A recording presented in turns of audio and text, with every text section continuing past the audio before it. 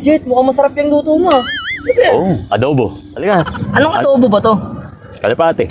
Nag-iisa lang kalapati sa kalangitan Kay Noah's Ark. Kung sinong anghel nakakain ng mga banal na hayop dito sa kalangitan ay mapaparusahan na itapon sa kalupaan. Sa oras na makatulog ka, magigising ka, nasa kalupaan ka na.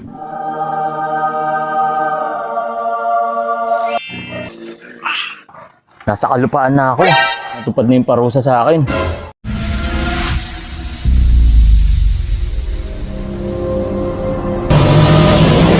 Ay, hinahanto ako. Magkape nga. Oh. Ay, may nakalimutan ako.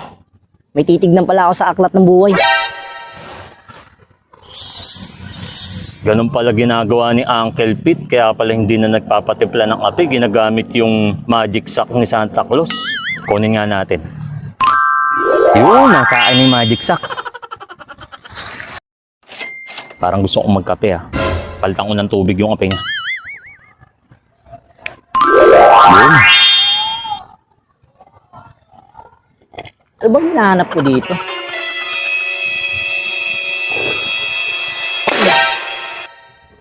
Kape to kanina. Pataging tubig to. Kagagawa naman ata siguro to ng batang pilyong si Jet. Uy, mukhang magagamit ko to pagdating ng panahon Matago ko nga.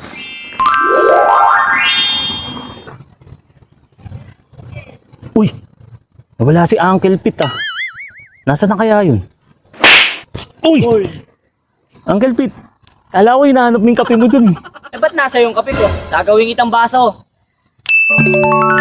Oh, nakalimutan mo Uncle Pete. Yung powers mo kontra sa powers ko. Jet, balik mo ako sa katawan ko. Maya, magkakape muna ako. 2,000 years later. Uy, nakalimutan ni Uncle Pete yung libro ng buhay Uy, Uncle Pete. Saka pala. Tinawa ka mo to. Alam pwedeng mawak na ito. Baka may masamang mangyari sa'yo. Powers mo Uncle Pete, di gumagana sa akin. Yan pa kaya. Pilyong batang to. Paano kaya madadali na naman si Uncle Pete? Ano kaya nga lokohan pwede ko maisip? Alam ko na. Kailangan maglagay ako ng patibong. Hindi mapapako siya. Yun! Wasak yung paa ni Uncle Pete nito. Okay. Punta tayo dun. Yan, dito natin aabangan si Uncle Pete. Magtatago tayo dito. Siyempre, hagis na natin yung patibong natin sa kanya.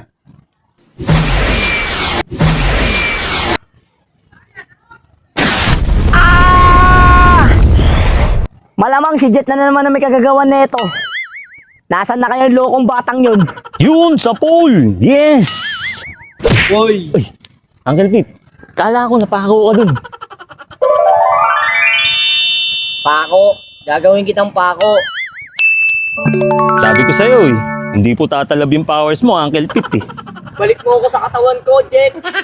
Huwag mo akong iwan dito. Bahala ka dyan, alis muna ako, Uncle Pete. Nakakagutom Saan kaya makakahanap ng pagkain dito? Wow, ayos! May ulam na. Mukhang masarap yung adobo to Mahuli nga.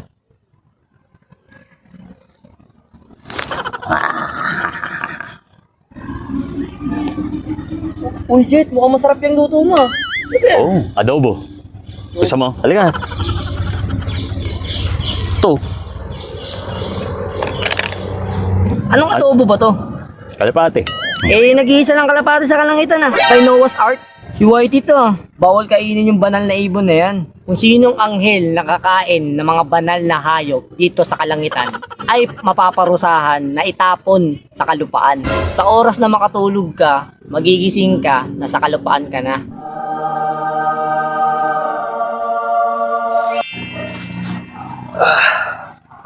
Nasa kalupaan na ako. Mukhang natupad na yung parusa sa akin. Uncle Pete, patawarin niyo na ako sa kasalanan ko. Paano ako makabalik sa kalangitan? Makakabalik ka lang sa kalangitan kapag nakagawa ka ng mabuti, nakatumbas ng buhay Sa mo. paanong paraan, Uncle Pete, ano ang gagawin ko? Nung pinanganak ka ng nanay mo, paglabas mo, patay ka na. Kaya diretso ka na rito sa kalangitan bilang anghel. Kung mabubuhay ka kasi, meron kang dalawang kapatid na mas matanda sa'yo. Ito ay si Jano at si Batang. Nabaliw ang nanay mo sa pagkawala mo at hinahanap ng tatay mo at hindi na rin to nakabalik sa mga kapatid mo. Ayon sa libro ng buhay, mamamatay itong dalawang kapatid mo pero hindi pa dapat at ito ang dapat mong pigilin. Sa sobrang lawak ng kalupaan, Uncle Pete, paano ko sila mahanap? Kung saan magliliwanag ang kalupaan, doon mo sila makikita. Uncle Pete, tulungan mo ako dito. Uncle Pete! Pambihirang buhay naman to. Ba't ba kasi niluto ko pa si Whitey?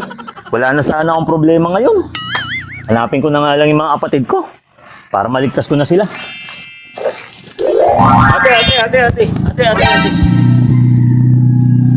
Ate, ba't parang di mo ako naririnig? Ay, sorry, naka-headset kasi ako kaya di kita narinig. Para saan po ba yung headset? Ito, ang headset ay gagamitin ito upang mapakinggan mo yung mga paborito mong kanta. Opo. Maririnig mo na hindi ka nakaka-istorbo sa iba.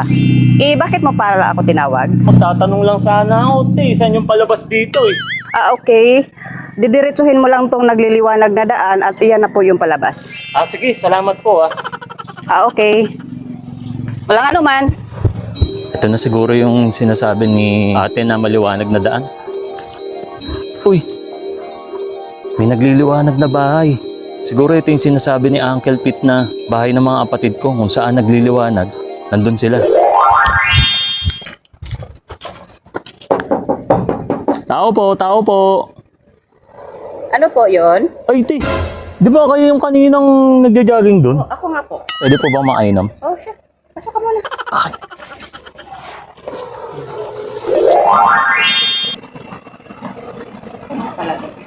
Uy!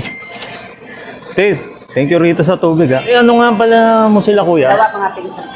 Ano ba naman laging pinapatugtog dyan? Lagi na lang English. Alam mo naman hindi ko naiintindihan yan Aba, palibasa, ikaw matanda dito, ikaw ang gusto lagi masunod? Eh ano ba gusto mo? Ba, ikaw? Aba, Wala na kayo mag-away dyan!